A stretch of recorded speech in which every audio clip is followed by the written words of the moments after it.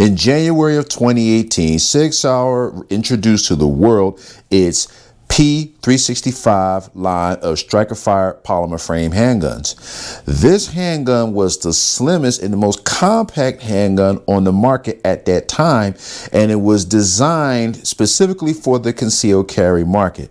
The idea was to provide a handgun that can fire a full-size handgun round such as the 9mm round in a small concealed carry footprint that was lightweight and easy to carry all day long. Some regard the SIG P365 as being the originator of the slim Micro 9 style footprints that we see becoming far more popular today, with many of the major companies such as Glock, Smith & Wesson, FN, and Canik, and H&K, and so on, releasing their own slim Micro 9 style pistols. Since the inception of the P365, SIG has released a number of different iterations of that particular handgun.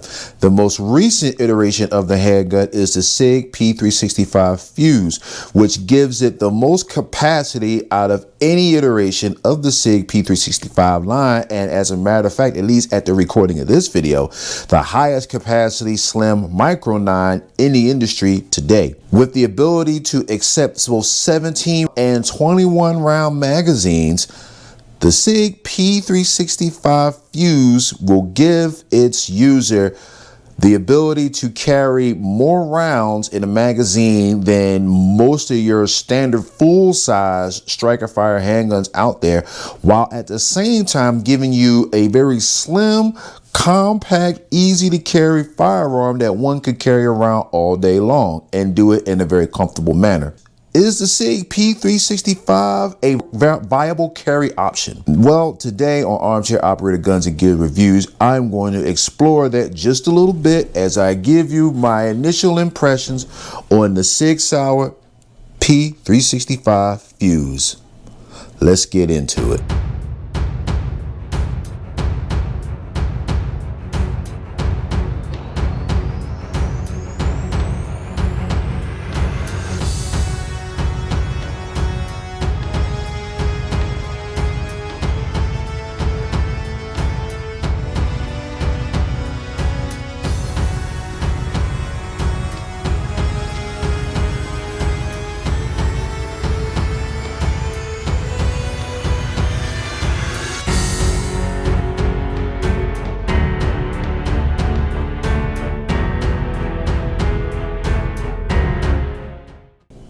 What's going on, everybody? It's your big homie, the Armchair Operator, and welcome to today's video. Now, if you're new to my channel, thank you so much for stopping by. I hope you find this video informative, maybe even a little bit entertaining. And if you're coming back to the channel, thank you so much for coming back. I really do appreciate it. I hope that you also find this video informative and maybe a little bit entertaining. Now, as I noted in the intro, today I'm going to give you my initial impressions of the SIG Sauer P365 Fuse. Do a real quick clear check. Firearm is clear. The magazine is empty. This gun is clear, and we are filming in a safe and controlled environment. And this particular video is just for educational purposes only. I am not offering any firearms, accessories, or anything of that nature for sale on this channel. I just had to put the disclaimer out there for reasons, I guess. Okay. All right. So this particular gun is my most recent pickup, and I just picked it up at the most recent Eagle Shows gun show out in Oaks, Pennsylvania a few weeks ago. So I do have a little bit of experience with the P365. I've shot the original P365, the 3.7-inch one, and that particular gun, it was an okay shooting experience, but the big concern that I'd have about it was the fact that the grip was so short. And as y'all know, I have larger hands, so smaller handguns and shorter grips don't really vibe too well with me. However, I did get a chance to shoot a friend of mine's P365. Shout out to Tread Life, because it was his gun that I got a chance to use. Definitely check out his YouTube channel if y'all not familiar with him. But anyway, I got a chance to run his one day on the range, and I was pleasantly surprised. So I figured, I'll take the leap. And I wanted to get more slim, compact style firearm, especially when the weather gets a little bit warmer.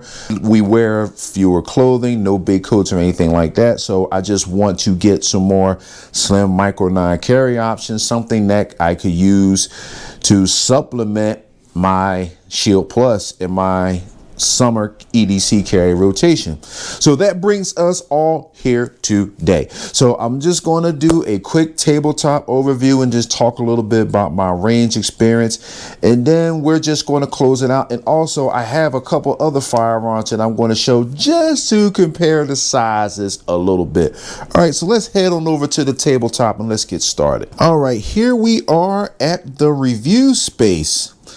And basically, when it comes to the SIG P365, what you see is what you get. But let's go over what you're seeing right now.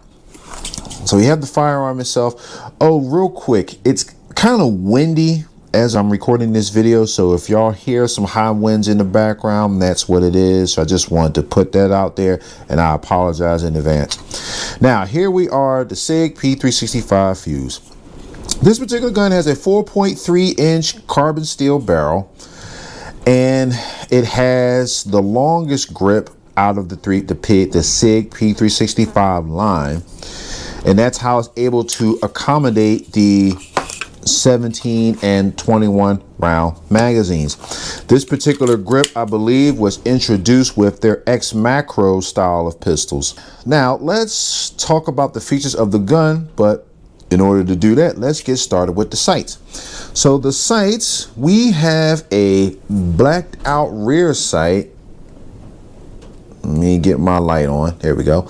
We have a blacked out serrated rear sight and a fiber optic front sight. This is actually a Dawson Precision fiber optic front sight. To all of my staccato fans out there, that the name Dawson Precision should ring a bell.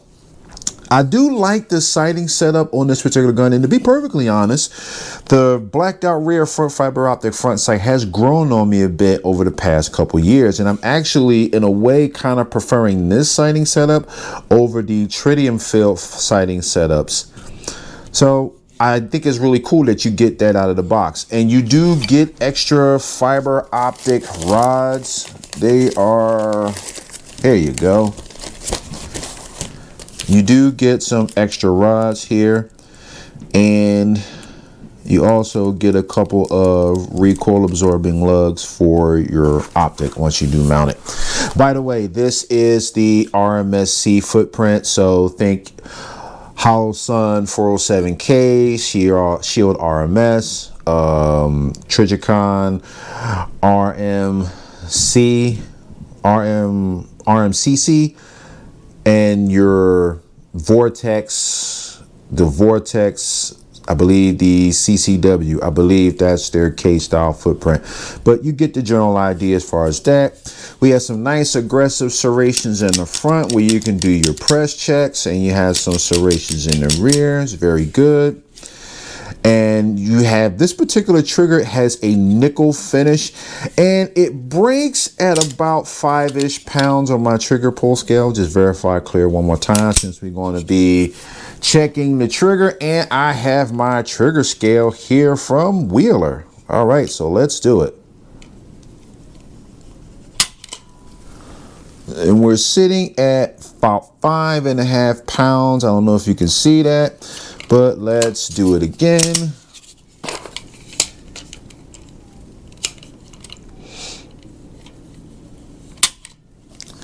And that's at about 5.5 pounds. So all in all, I would say for a concealed carry gun, that's decent in my opinion. You don't want a super light trigger on a concealed carry gun, especially if you plan on appendix carrying. I don't know about you, but yeah, I like my stuff quite a bit, and I do not want to accidentally mess them up trying to appendix carry a firearm with a super light trigger, but you might feel differently. Just saying. Anyway, moving right along from there, we have a decent amount of grip texture here on this grip, on the sides and on the front, and on the back strap. Now about the back strap, so one thing I did not know until I bought this gun was that you could actually customize the back straps. And these are the backstrap options that you have available when you first buy the gun. Now this is the medium. This particular backstrap is installed on the gun from the factory, but I have the large one installed on here because I wanted something with a slightly more comfortable length of pull to accommodate my hands. However, if I wanted to shorten the length of pull, I could easily put the small backstrap option on here and run with that. Now, to replace the backstrap, there is a little screw right here, and you would just unscrew this, remove the mag well, and then you would drive out this pin and slide the backstrap off. Now, when I changed this, I used my Glock Armorer's little plastic punch that you get for that. All my Glock fanboys and fangirls should be familiar with that particular punch tool. I just used that, drove the pin out, slid it off, popped the new one on, and I was good to go. Now, one thing about this, when you remove the grip, well, remove the backstrap for the first time, there's a little retaining nut on the inside. It actually sits in this little channel right here. So when you go to change your backstrap for the first time and you take that screw out, just make sure that you take out that little retaining nut and then you install it into whichever backstrap option that you choose before you reassemble. It's very easy, like a small jeweler style flathead screwdriver. Just pop that sucker out, push it into the next one, and then you're good to go. It's very easy. And I think that's actually really cool that you could change the backstrap option, along with the fact that, of course, the P365, it uses a chassis based system. So the fire control unit is the actual serialized part. So if you say you want to change this grip module out, and let's just say you want to go with a standard P365 grip module with the shorter grip, you can do that. If you want to go with the AXG grip module and have that metal frame feel in your hand, you could do that too. You just have a lot of options when it comes to this, and that's one of the things that makes the P365 line so attractive to a lot of people. There's a lot of different options and different things that you could do that you could really tailor this firearm to your needs. You could even just go and replace the entire sliding barrel assembly if you want something that's sitting a little flush fit, or maybe you like the X Macro style, whatever. Point of the matter is, you can do a lot with this particular gun. Me personally, I plan on putting a red dot up here. I plan on getting a light at some point, and I'm also thinking about getting an AXG grip module. I really want to see how this particular gun performs with the AXG grip module. But anyway, that's pretty much it as far as what you get out of the box and the feature set. But real quick, I want to do a quick comparison. So we have here the venerable Glock 19 Gen 5. Let's just verify clear really quickly. I don't know if you can see that, but the firearm is clear. There's no magazine in the gun. Now, the Glock 19 is also regarded by a lot of people as being one of those guns that brought the polymer frame striker fire guns to the concealed carry market for the first time. The Glock 19 has been around probably since the early 90s sometimes, and this was arguably the best option for concealed carry that you could get for a long time. Now check this out. Now this particular gun has a 4-inch barrel. This particular gun has a 4.3-inch barrel. Now we're going to put the two together. Now as you can see, as far as the slide length goes, the SIG slide is just a little bit longer than that of the Glock 19. But check it out. It's a good deal slimmer than the Glock 19, which makes this far more comfortable to carry in an inside the waistband holster, especially for all day carry. Now, if you want to look at the grips between the two, the fuse grip is just a little bit longer than the Glock 19. Let me see if I can show you the end. Yeah, there you go. Just a little bit longer than the Glock 19. And it also has higher capacity magazines, even with the flush fit 17 rounder. You know, the flush fit magazine for this particular gun is a 15 rounder. I say all that to say this. When it comes to concealed carry, the hardest part of the firearm to conceal is the actual grip itself. This is the part that's going to print more so than anything else, even more so than the barrel. That being said, when it comes to holster selections, there are some holsters out there that can actually bring the firearm much closer to your body. The good thing about that is that it'll make it print a little bit less than holsters that don't.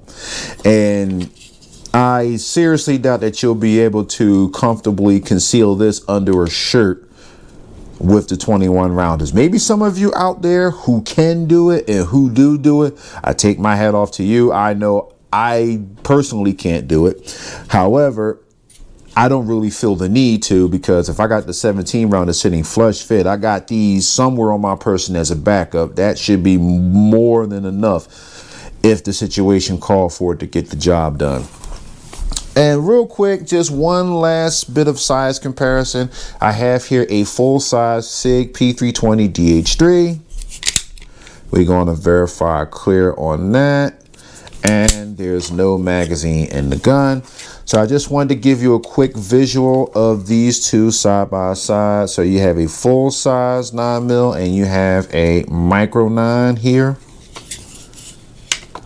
It'll be kind of difficult to show the difference in the slides, but I'll do my best, as this is more so a 5-inch gun and this is a 4-inch gun. But you can see the differences between the two. And as far as the grip lengths, they're very similar in terms of overall length. And one last bit of comparison is going to be the actual magazines. Now, this is a SIG P320 magazine, actually goes to the DH3, 21 rounder. And of course, this is the P365 21 rounder. The only difference between the two magazines is this is slightly slimmer than this one, but they're the same height. So I don't know what voodoo magic 6 Sauer put into this magazine that had the same capacity as this, but kudos to them for doing it. So I just wanted to give you that illustration before we move on. With that being said, let's just move on over to the range portion of the review, and then we're going to close things out. So first things first, for a micro 9, this thing shoots very well and very comfortable, at least in my hands anyway. Now, when I first shot this gun, the first thing that stuck out to me was it's a bit on the snappy side. Micro 9s tend to be a bit on the snappy side, and I think the SIG Fuse is the snappiest out of the ones that I've shot. But the great thing about the SIG Fuse is that longer grip makes it easier for me to maintain control of the gun.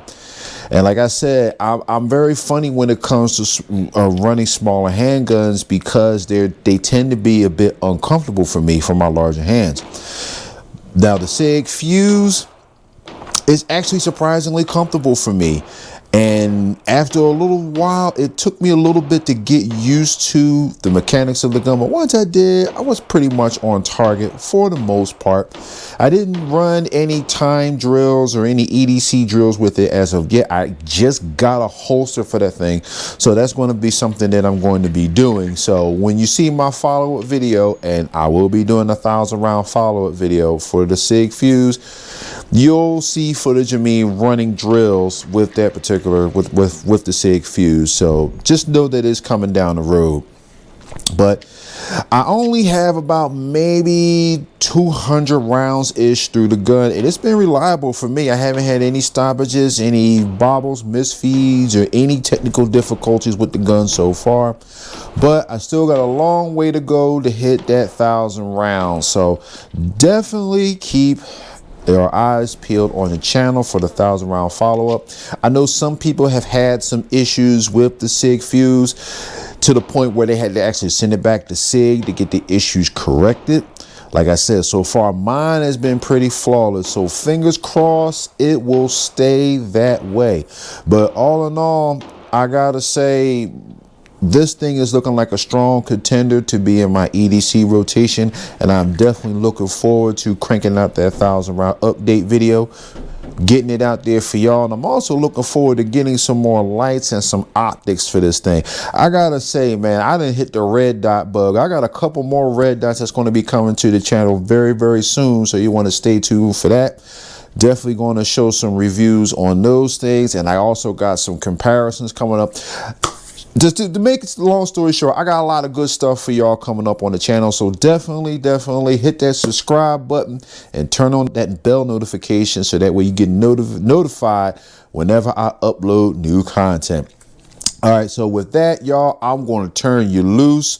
Thank you so much for taking the time to watch this video. This is your big homie, man, and I'm signing out. Peace.